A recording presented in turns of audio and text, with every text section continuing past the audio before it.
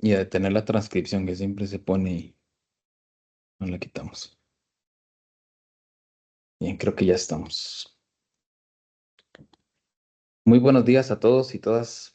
Muchas gracias por unirse a este webinar.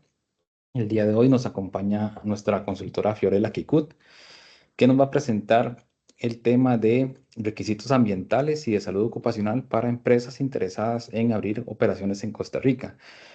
Pero esta información también funciona para otras empresas que ya estén operando porque vamos a tocar algunos temas o algunos requisitos legales de salud y seguridad en el trabajo acá en nuestro país, en Costa Rica. Esta sesión va a ser grabada. Como ustedes vieron, ya comenzamos la grabación y el objetivo nuestro es después publicar el webinar y esta grabación en nuestra página web. Entonces los invitamos a entrar a www.futurisconsulting.com. Ahí van a encontrar la grabación, no solo de este evento, sino de otros eventos que hemos realizado en el pasado. Ahí también pueden encontrar nuestros artículos de opinión y otra información relevante en temas de sostenibilidad. Este webinar va a tener una duración aproximada de 45 minutos. Vamos a tener un espacio al final, ¿verdad? De unos 5 minutos, fijo, más o menos, para consultas, pero también pueden ir realizando sus consultas en el chat. Yo voy a estar atento a la lectura de las consultas y las traslado a Fío que va a estar presentando. Y si no, pues al final, como les digo, van a tener ese espacio. Entonces, bueno, bienvenidos, bienvenidas y los dejo con Fiorella para que inicie la presentación. Adelante, Fio. Muchas gracias, Pablo.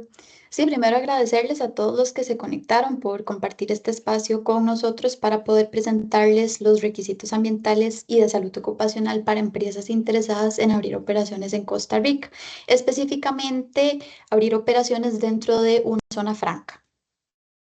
Para presentarme, mi nombre es Fiorella Kikut, de profesión soy ingeniera en seguridad laboral e higiene ambiental. Tengo con Futuris un poco más de 3 años y he desarrollado programas de salud ocupacional, planes de emergencias, programas de gestión integral de residuos. También he sido la encargada de crear e impartir capacitaciones y entrenamientos en temas de salud ocupacional, seguridad y ambiente para comisiones de salud ocupacional de diversas empresas en el país. Y también he realizado evaluaciones de riesgos ergonómicos con diversas herramientas y metodologías ya validadas a nivel internacional. Tal vez para recordar un poco la dinámica del webinar, en todo momento pueden escribir sus preguntas y comentarios o reacciones en el chat. Por favor, recuerden poner su micrófono en silencio durante la sesión, pero como comentaba mi compañero Pablo, al final pueden abrir el micrófono por si también tienen consultas y podemos dialogar un poco. Y al final del webinar también les vamos a enviar un enlace para que puedan darnos su opinión sobre este webinar porque sus comentarios son realmente muy valiosos para nosotros. Entonces, por el momento, los invito a todos a escribir en el chat su nombre y comentarnos de cuál empresa nos acompaña.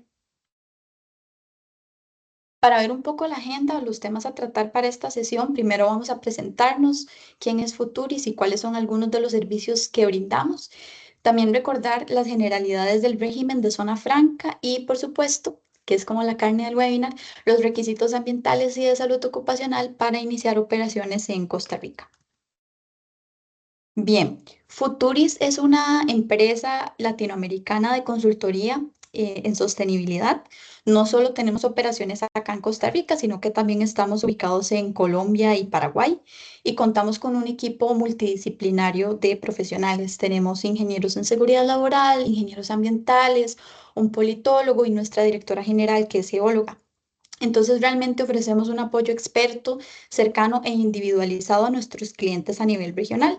Hemos trabajado en más de 30 países, la mayoría en América Latina y el Caribe, y tenemos una amplia experiencia internacional. Ofrecemos servicios en los ámbitos ambiental, social y de salud y seguridad en el trabajo.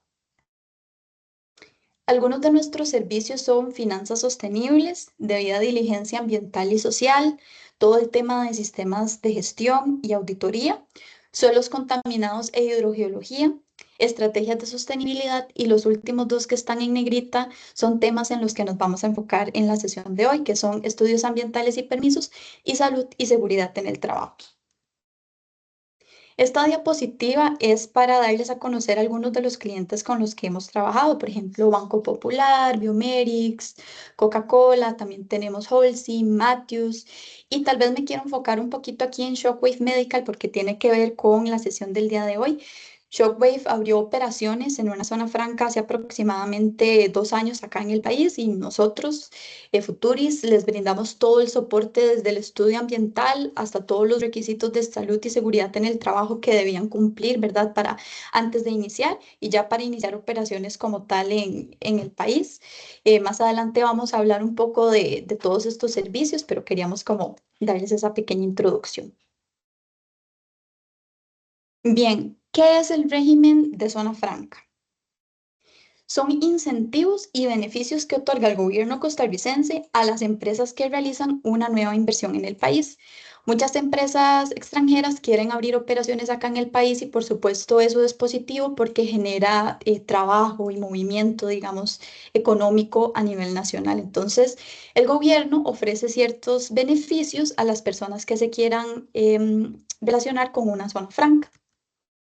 Algunos de esos beneficios son la exención sobre impuestos de importación, por ejemplo, exención en impuestos de importación de mercancías que son necesarias para la operación, para el proceso productivo o para otras actividades administrativas que vaya a tener la empresa.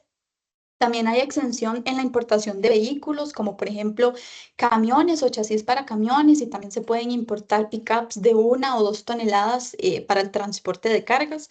Por supuesto, el régimen también tiene algunas excepciones de importación de vehículos, por ejemplo, no se pueden importar motocicletas o cuadraciclos y otros similares.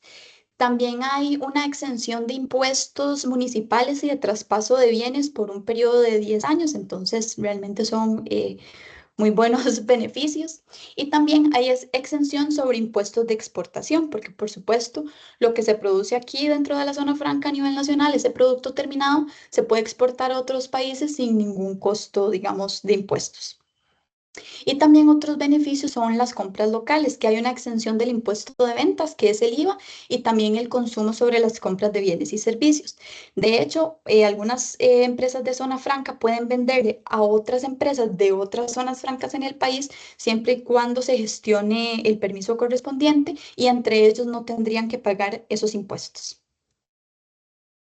Bien, ¿cómo aplicamos entonces al régimen de zona franca? El paso número 1 es registrarse en el sistema BUI, que es la ventanilla única de inversión. Uno se crea una cuenta con un correo de contraseña y después dentro del sistema hay una serie de formularios. Dependiendo si la empresa va a brindar servicios, va a comercializar, va a invertir o demás, se elige el formulario correspondiente y se debe completar.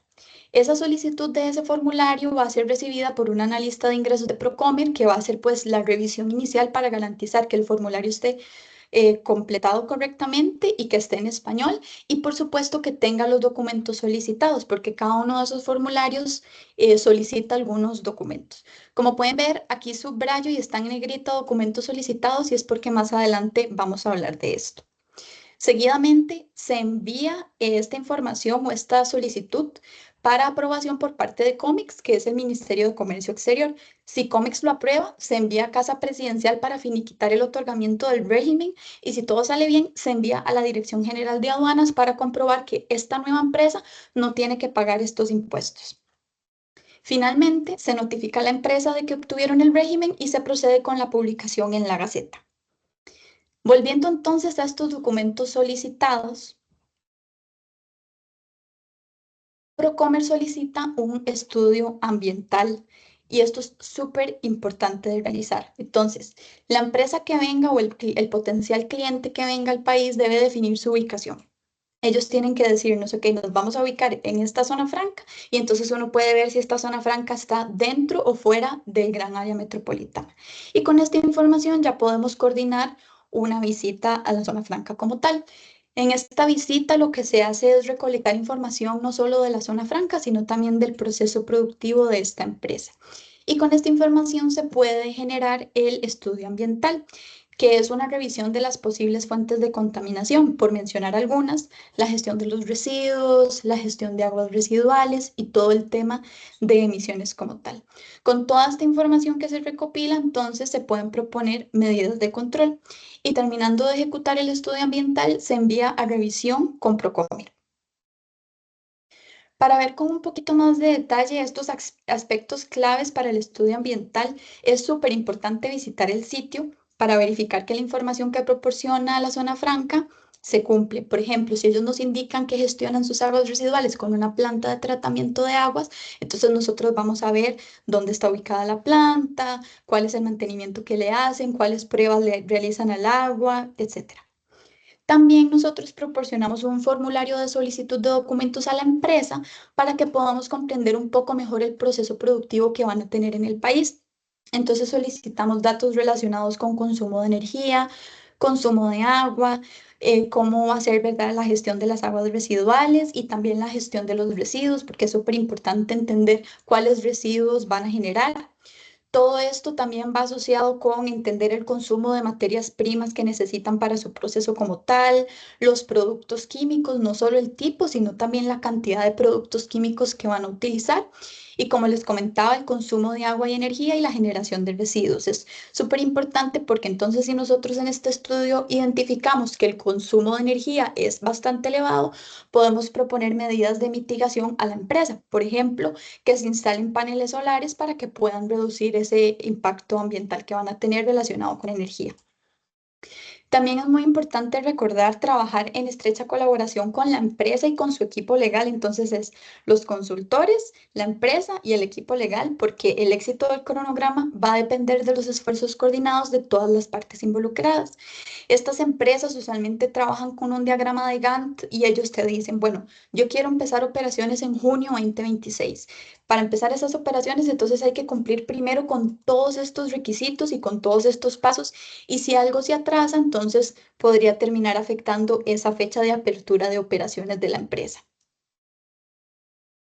Bien, eso es un poco la parte ambiental. Ahora vamos a hablar de los requisitos antes de iniciar operaciones, es decir, la empresa no puede iniciar sus operaciones si no cuentan con esto. Como pueden ver, bueno, tenemos el título de varios programas y planes que ya vamos a ver, la legislación que nos indica que tenemos que contar con esos programas y planes, algunas observaciones para la elaboración de esos planes y también su vigencia. Entonces, lo que es el programa de salud ocupacional, el plan de preparación de respuesta ante emergencias y el programa de gestión integral de residuos lo solicita el decreto 43.432, que es el reglamento general para permisos sanitarios de funcionamiento. En este reglamento nos dice que el programa de salud ocupacional debemos elaborarlo siguiendo la guía para la elaboración de programas de salud ocupacional del Consejo de Salud Ocupacional. Lo que es el plan de emergencias, debemos prepararlo siguiendo las normas de planes de preparativos y respuesta ante emergencias para centros laborales o de ocupación pública. Y el programa de residuos debemos elaborarlo siguiendo el reglamento general a la ley para la gestión integral de residuos, específicamente lo que nos indica el anexo 2 de este reglamento y recordar que también debemos estimar la peligrosidad de los residuos de productos químicos. No son solo los residuos valorizables, no valorizables, orgánicos, sino también los residuos de productos químicos, que es bastante importante. Y todos estos planes y programas tienen una vigencia de 2 años, es decir, cada 2 años se deben actualizar, al menos que en un tiempo menor al cumplimiento de estos 2 años haya algún cambio sustancial de infraestructura, de maquinaria y equipo, algún cambio en el proceso o con los colaboradores. En ese caso, se debería actualizar antes de cumplir esos 2 años. Y también tenemos el Plan Básico de Protección contra Incendios, que lo solicita la Ley 8.228, que es la ley del Benemérito Cuerpo de Bomberos de Costa Rica, y nos solicita que el plan lo hagamos con relación al Reglamento Nacional de Protección contra Incendios, que ese reglamento se basa con diferentes normas de la NFPA. Entonces, la versión más actualizada salió en el 2023, pero siempre uno puede estar buscando a ver si hay alguna versión más actualizada. Este plan básico se actualiza de manera anual, al menos de que ocurra algún cambio sustancial como los que comentamos anteriormente. Y entonces la legislación nos dice, cuando usted obtiene el permiso sanitario de funcionamiento, tiene 4 meses a partir de esa fecha para elaborar y cumplir con todos estos planes. Entonces, por eso es importante tenerlos listos antes de empezar con las operaciones como tal. También tenemos el plan de prevención, preparación y respuesta ante accidentes químicos. Y este tiene un asterisco porque este reglamento, que es el decreto 44.741, es relativamente nuevo. Salió en noviembre del año pasado. Entonces, este reglamento es justo para la prevención, preparación y respuesta ante accidentes químicos. Pero lo que es el plan como tal solamente se tiene que realizar si la empresa es catalogada como riesgo alto. Entonces, por ejemplo, se contrata a un regente químico, el regente químico hace todo un estudio de dónde está ubicada la empresa, cuáles son las colindancias, si hay alguna fuente de agua cerca, alguna naciente o algo similar, cuáles productos químicos van a utilizar, la cantidad de estos productos, entre otros temas, y entonces ya ellos pueden decir, esta empresa es de riesgo bajo o la empresa es de riesgo alto. Si la empresa es de riesgo bajo, se deben completar unas declaraciones juradas únicamente, pero si es de riesgo alto, hay que completar declaraciones juradas y adicional, preparar este plan según lo indicado en el anexo 4 de este decreto que tenemos por acá. Y se solicita que se adjunte junto con el plan de emergencias. Entonces, esto podría ser un anexo al plan de emergencias que ya vimos en la diapositiva pasada. Este plan tiene una vigencia anual, pero se debería actualizar cada 3 meses si hay cambios importantes en el inventario de productos químicos. Entonces, para tomarlo en cuenta. Y por supuesto, todo el tema del registro de sustancias químicas. Esto no es un plan como tal, pero es totalmente necesario. La empresa simplemente no puede empezar a trabajar si no tiene registradas sus sustancias químicas. Como ustedes pueden ver por acá, no hay una sola legislación como tal, sino que en realidad toda la parte de productos químicos tiene muchas leyes o reglamentos asociados que vienen siendo cómo hacer el registro de productos químicos, el correcto etiquetado, cómo se van a manejar, cómo se van a gestionar, cómo se van a disponer las sustancias químicas, los desechos de las sustancias químicas peligrosas y demás. Entonces, bueno, ¿qué tenemos que tomar en cuenta cuando vamos a hacer este registro de sustancias químicas? Primero, tener un inventario de las sustancias que vamos a necesitar para entender si podemos obtener esas sustancias a nivel local, o sea, aquí en el país, o si tenemos que importarlas. Si tenemos que importar esas sustancias químicas, tenemos que contar con un registro de las sustancias como tal. Entonces, hay que también entender el tipo de registro, si la sustancia es peligrosa, no peligrosa, cosmética o higiénica, porque por ejemplo, si es un registro no peligroso, el registro se hace a través de la plataforma BUCE, que es la ventanilla única de comercio exterior de Procomer, y puede tomar aproximadamente unos 10 días hábiles en darse el registro. Pero si es peligroso el registro de la sustancia química, hay que hacerlo a través del regístrelo y eso puede tomar unos 2, 3 meses inclusive en aceptarse el registro de esta sustancia. Por eso es tan importante hacerlo con bastante anticipación.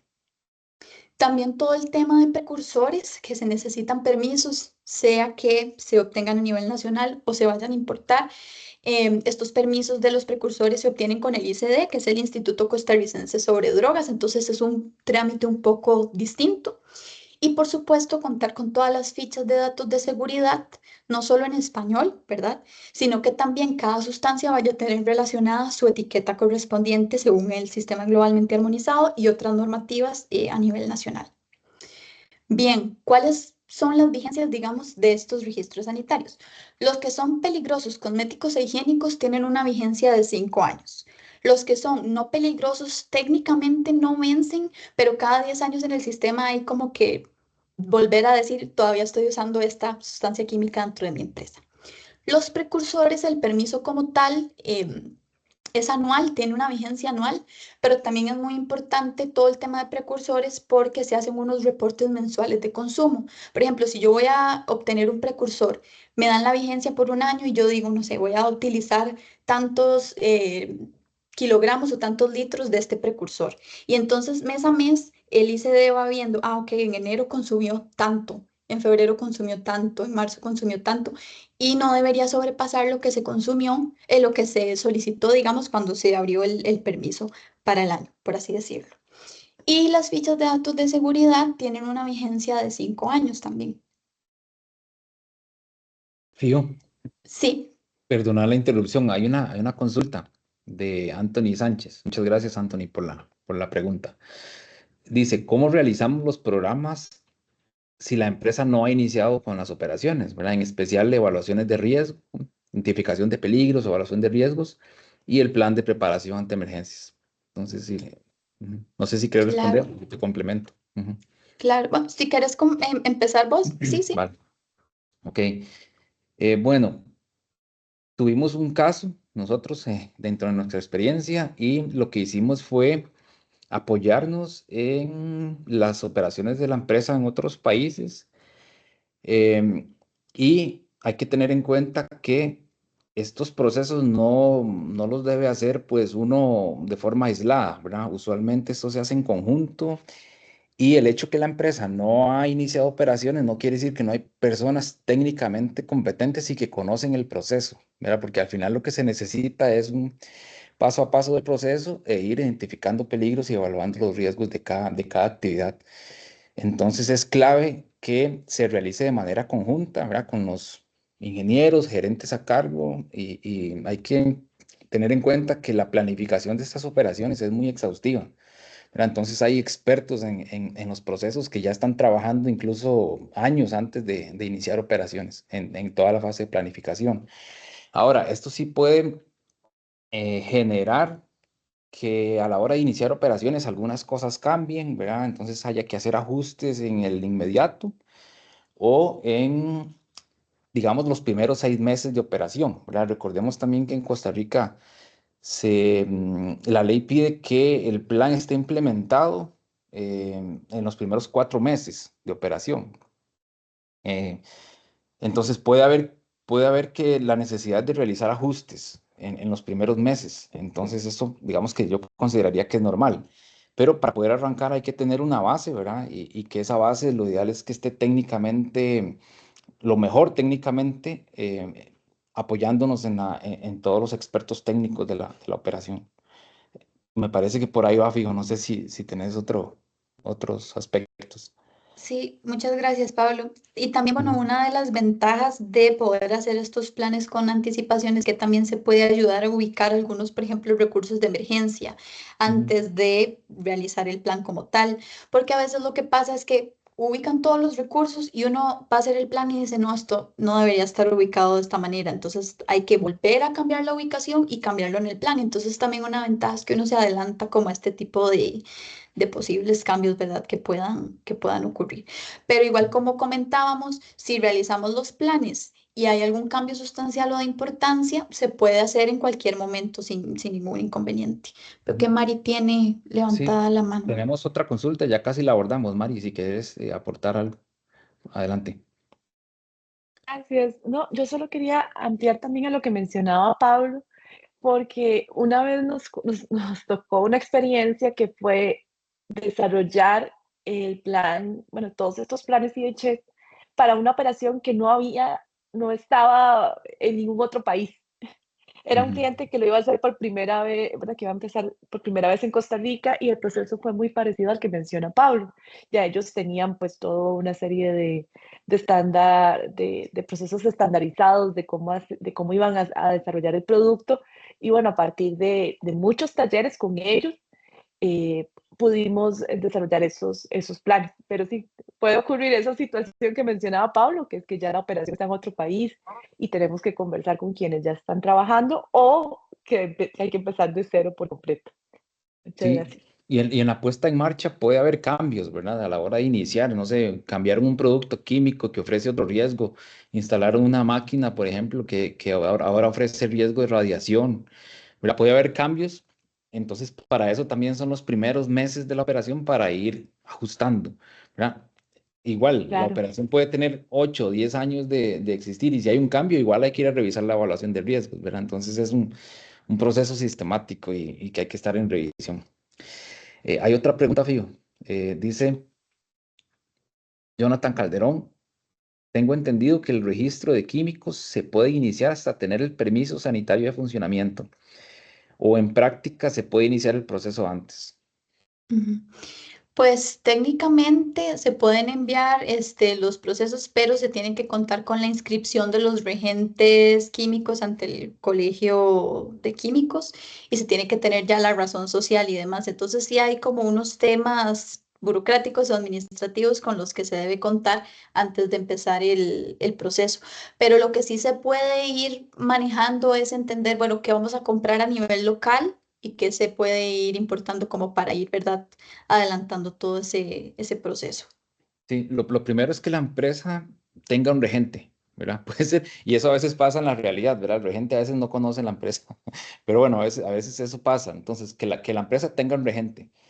El regente inscribe la empresa ante el ministerio y se inscribe él como regente de la empresa y luego puede iniciar a realizar todas estas gestiones, ¿verdad? Se necesita el permiso sanitario de funcionamiento y luego puede empezar a hacer los registros de químicos, ¿verdad? Que es un proceso un poco burocrático por experiencia.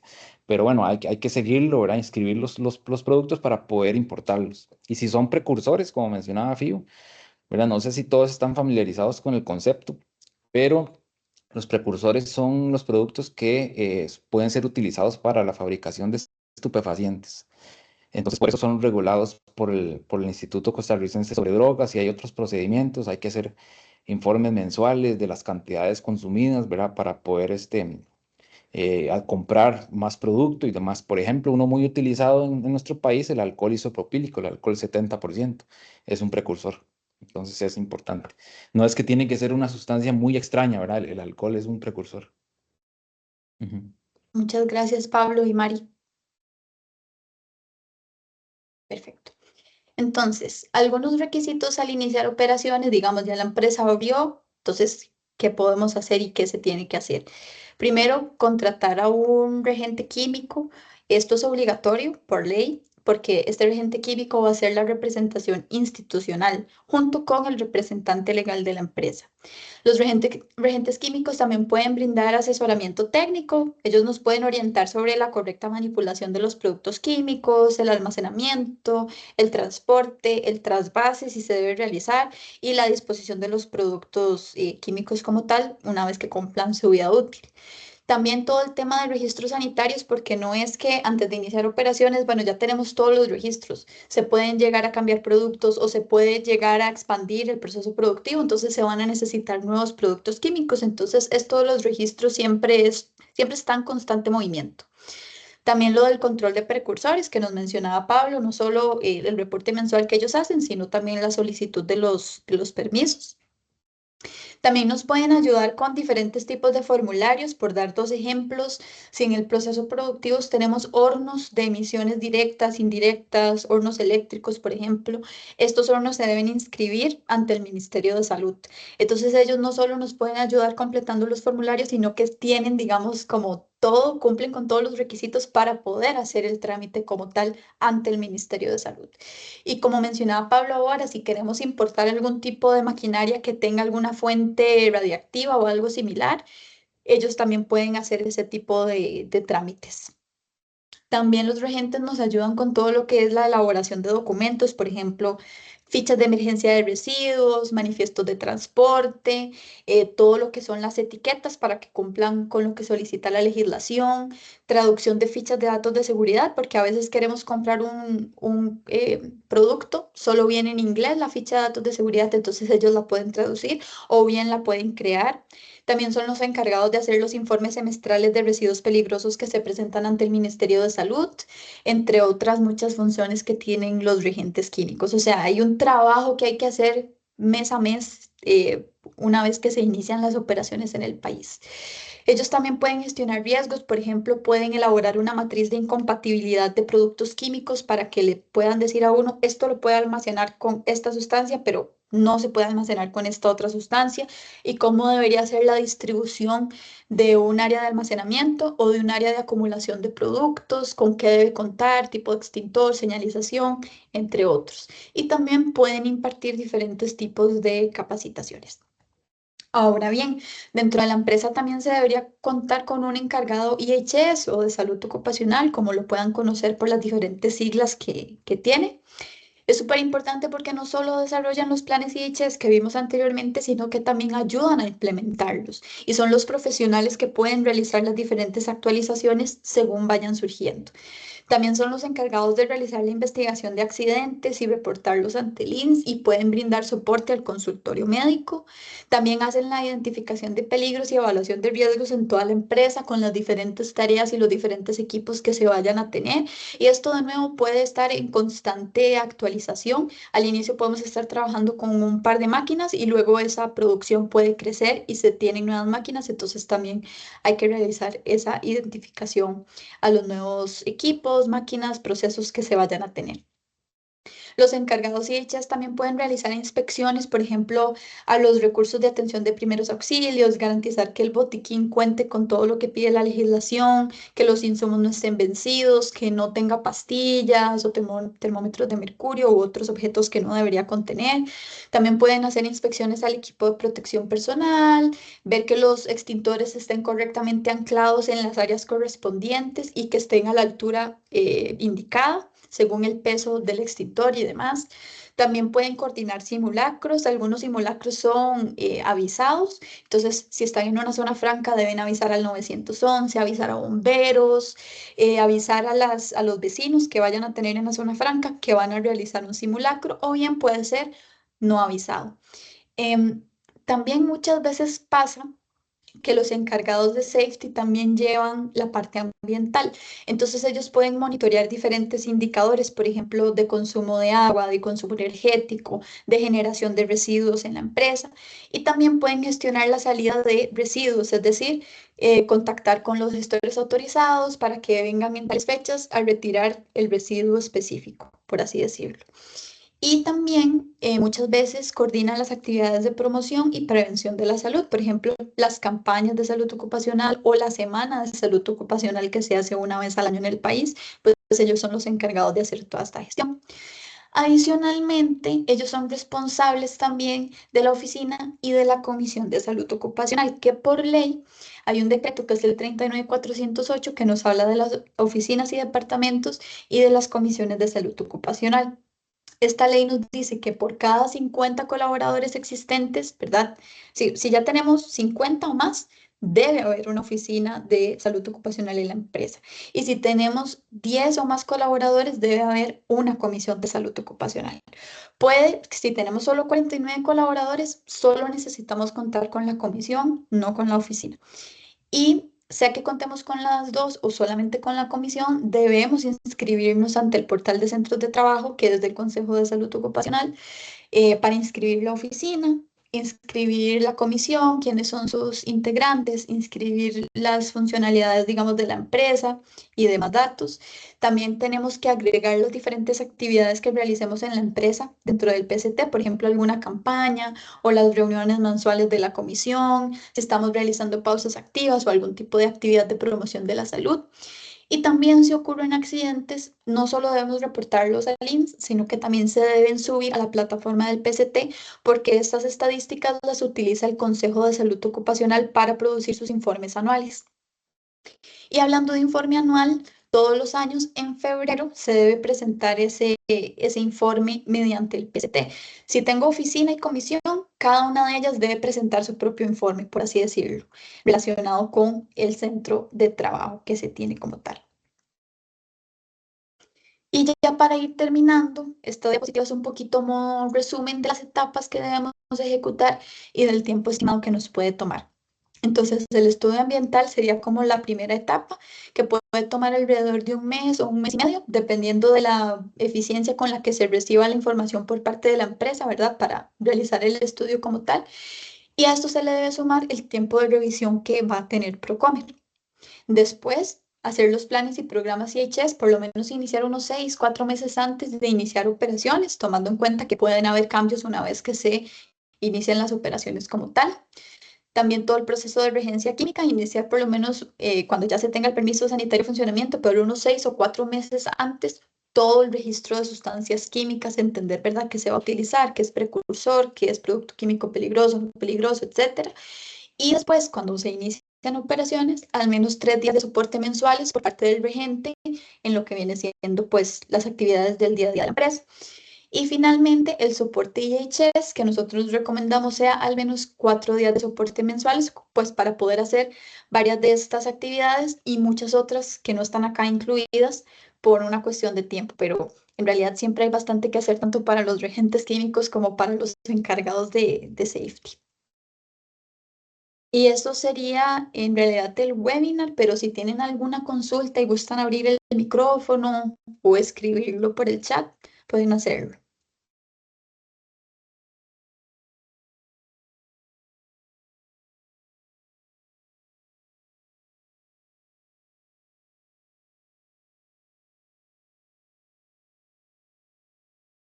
También en esta diapositiva hay un código QR sobre un formulario para que ustedes puedan opinar qué piensan de este webinar y qué otros webinars les gustaría recibir.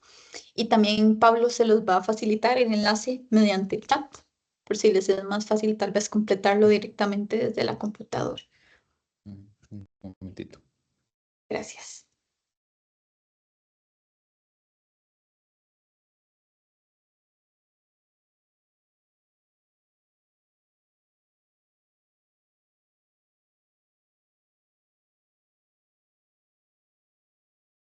Ya está en el chat del formulario para que puedan ingresar. Gracias, Pablo.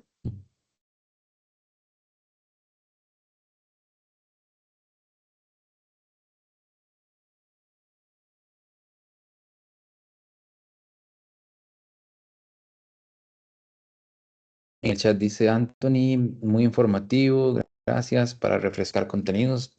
Y Natalia dice, excelente presentación, información muy útil. Gracias, Anthony y Natalia, por sus comentarios.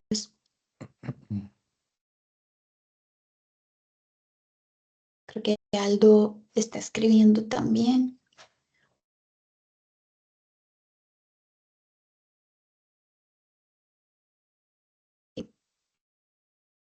Muchas gracias.